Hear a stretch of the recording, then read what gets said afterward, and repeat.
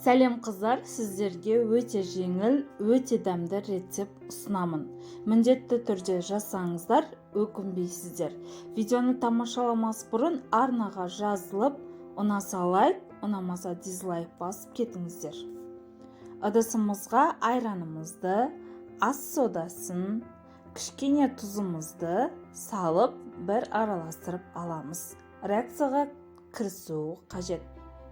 Үстінен жұмыртқамызды, қантымызды, сұйық майымызды салып, тағы да бір араластырып аламыз. Үстінен електен өткізілген ұнымызды салып, қамыр илейміз.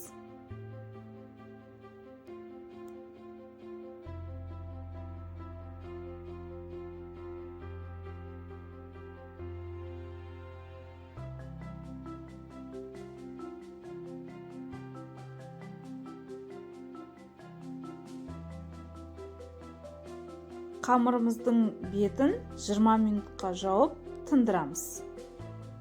Тынған қамырымызды 3-5 мм қалың етіп жаямыз.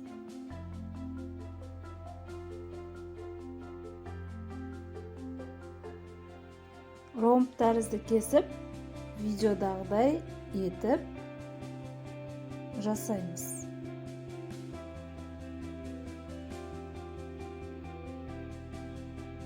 Не болмаса, өздеріңіздің қалауларыңыз бойынша да кессеңіздер болады. Орташа қызған майға салып, аударып, қуырып аламыз.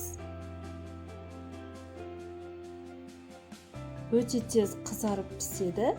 Таңғы астарға жасасаңыздар, өте керемет, дәмді болып шығады.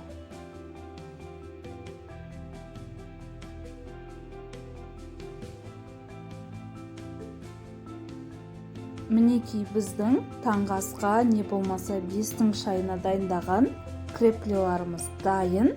Ұнаған болса, міндетті түрде жасап көріңіздер. Астарыңыз дәмді болсын.